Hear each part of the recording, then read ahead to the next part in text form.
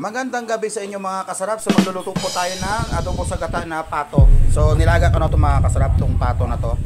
So ito na ating gata. Yon, ang ating sibuyas. At inuna ko na mga kasarap yung ating luya sa gigisa, no? Halo-haloy lang natin ito mga kasarap. Ito talagang inuuna ko mga kasarap pag mga ganyan lutuin.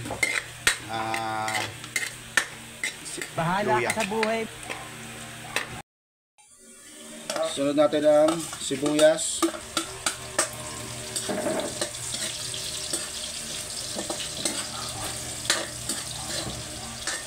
Lagyan na rin itong bawang. Ang galing mo pala dyan ah. Hindi ko alam ah.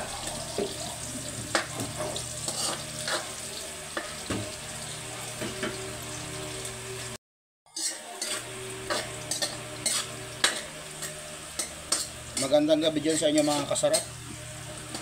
Magluluto tayo ngayon ng adobo sa gata na pato.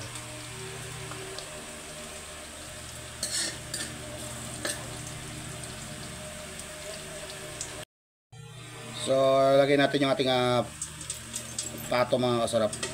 Laga na po ito. Sana all!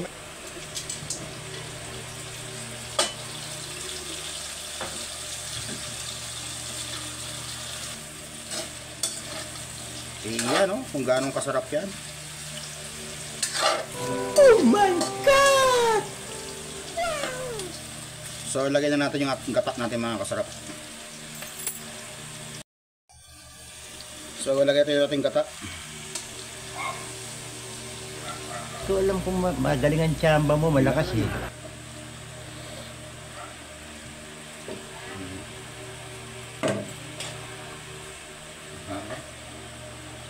Kanya yan mga sarap. Paigahin lang natin yan. Lagay tayo ng magic sarap. Baka naman. Alright.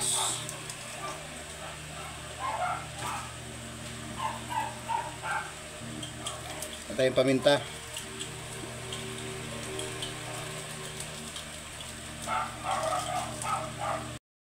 Luto na ang ating adobo sa gata mga kasarap. Iyan. Kain tayo mga kasarap. Thanks for watching.